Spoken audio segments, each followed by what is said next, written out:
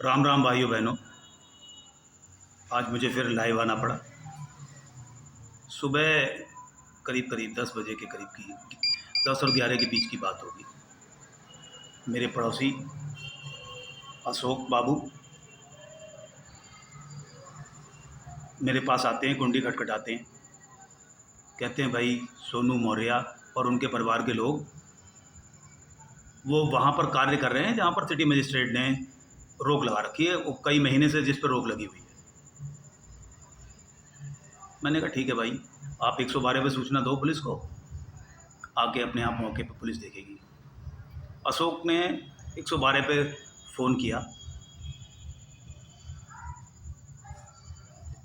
इसी बीच में इनके परिवार के कुछ लोग मेरे पास आते हैं, मुझसे कहते हैं वो ये पाइप लगवा दो, ये करवा दो, वो करवा दो। मैंने कहा भाई अशोक से आप बात कर लो, दूसरी साइड में शकील का घर है, उनसे बात कर लो। मेरा घर तो आगे पड़ता है चौथे नंबर पे, मेरे से तो बाद में आपका वास्ता पड़ेगा।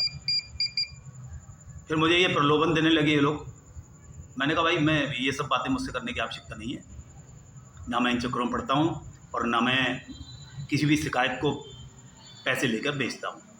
मैंने अशोक का साथ दिया है, आगे भी दूंगा और हमेशा दूंगा, क्योंकि अशोक की बात जायज़ है, सही है, मैं उसके साथ हूँ हमेशा। और किसी भी लालच में या किसी भी पैसों में मैं उसका साथ नहीं छोड़ सकता, ना मैं उसकी जो है मुखालफत कर सकता।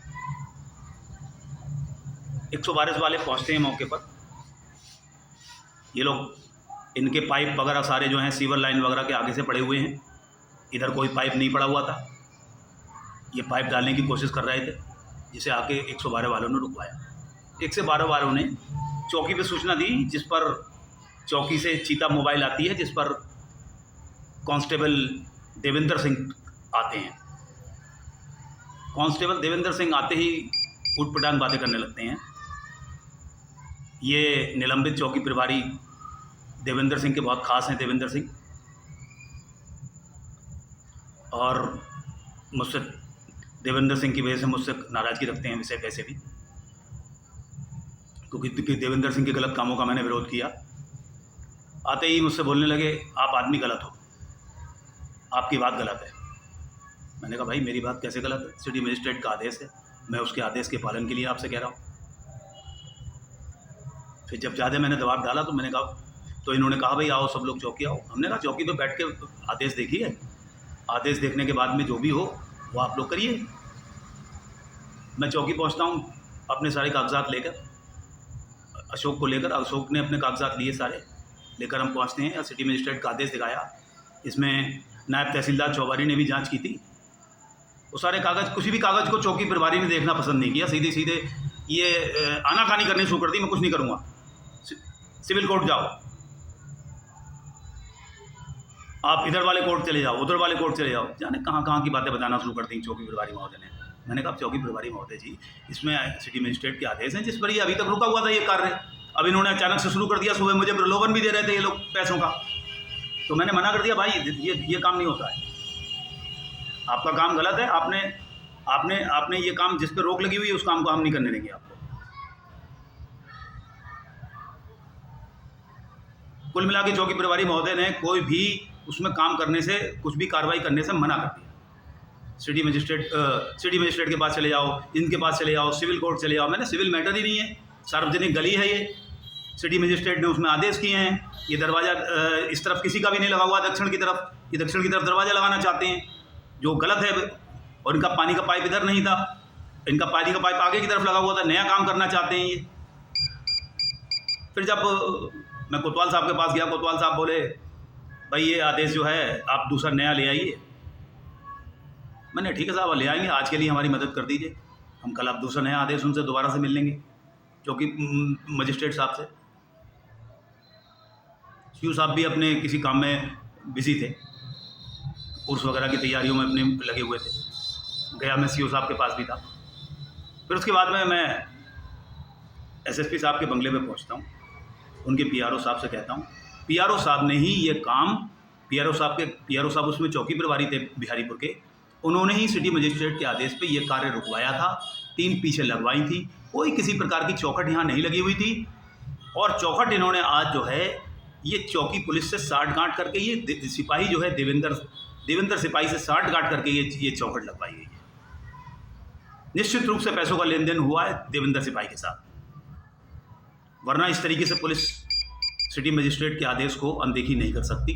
पिछले वाले चौकी प्रभारी ने इस मामले में कदम नहीं रखा, उन्होंने इस मामले में कुछ भी सुनवाई नहीं करी। ये लोग कई बार उनके पास गए, लेकिन ये इस समय जो है ये देवेंद्र जो कांस्टेबल है चीते वाला, इसकी बातों से ऐसा लगा कि ये जो है ये सेटिंग से काम हो रहा है, गलत काम, और पुलिस इसीलिए कोई दिलचस्पी नहीं ले रही है। जो जिस तरीके से देवेंद्र ने आके बात करी थी उल्टी सीधी, उससे इस बात का आभास हुआ।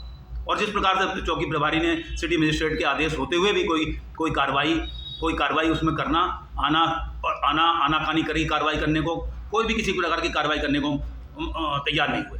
फिर जब पीआरओ साहब ने स्वयं इस काम को रोका था, उनकी जानकारी में था, ये टीम उन्होंने लगवाई थी मजिस्ट्रेट के आदेश पे अंदर से, और चौखट वगैरह कोई चीज़ नहीं लगी हुई थी यहाँ पर। उन्होंने कहा भाई दरवाज़ा तो मैंने खुद रोका था ये, और जो है आप जाके ज़रा मौके पे देखिए। तो जब प्रभारी महोदय ने कहा है, पीआरओ साहब ने कहा है, तो फिर ये फॉर्मेलिटी पूरी करने के लिए आए, और आने के बाद में इन्होंने जो है उस पाइप को जो गलत आज इन्होंने नाजायज़ लगाया था उसको हटवाया, अंदर रखवाया, और उनसे कहा कि भाई ये काम आप मत करो। हमने बहुत कहा, लाख कहा मैंने चौकी प्रभारी से, ये टीन आप अंदर से लगवा दीजिए, वरना ये कुछ ना कुछ खुराफात करेंगे, कोई ना कोई चीज़ लगाएंगे ये, क्योंकि हमें दिखेगा नहीं।